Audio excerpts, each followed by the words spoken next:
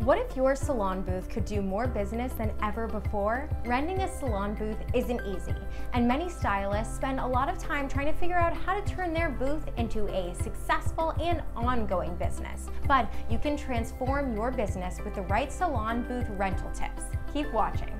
Good culture fit.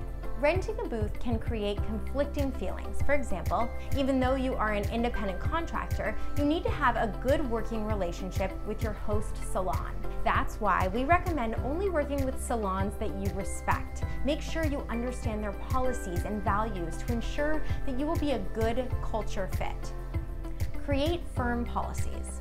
Want to know what is both the best and worst thing about renting a salon booth?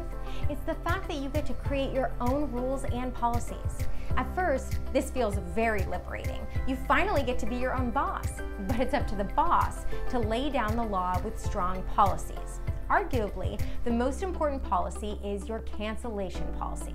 Without a firm policy in place, you may end up with customers who end up wasting your time. Research prices.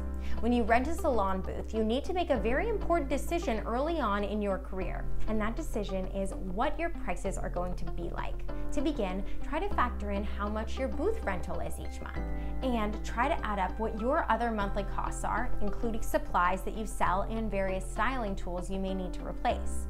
On the most basic level, your pricing needs to take these costs into consideration so that you can make a profit. But it's also important to research what other people are charging so you aren't over or under pricing your services. Rental contract.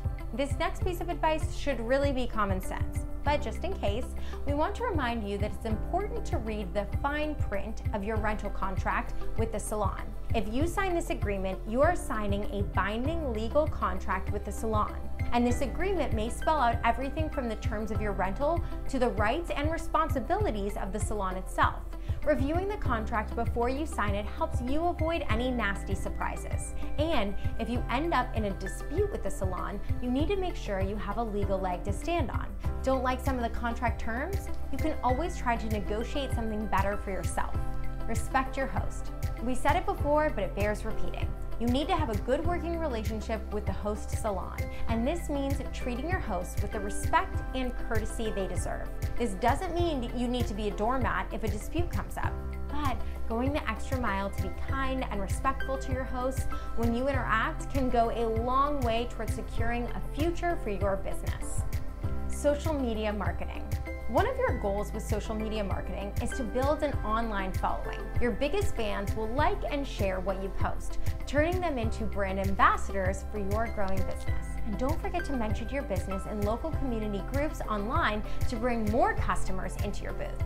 Now you know our top salon booth rental tips, but do you know the best way to advertise your services? We make it easy for stylists just like you to advertise their services and for clients to book your services. To see what we can do for your business, just contact us today. And if you enjoyed this video, be sure to like, comment, and subscribe.